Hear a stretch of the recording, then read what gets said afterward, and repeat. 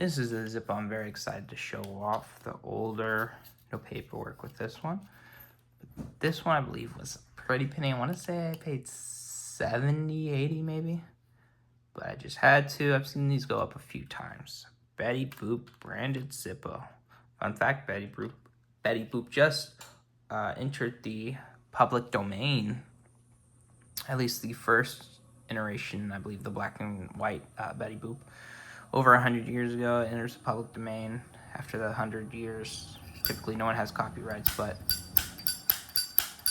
beautiful chrome Zippo.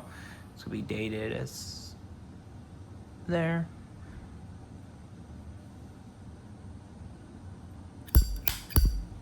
Looks definitely, the insert's been fired a few times. A little dirty.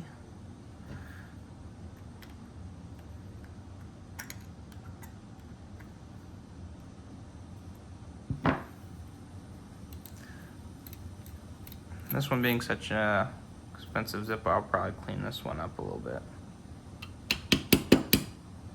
Might have flint in there.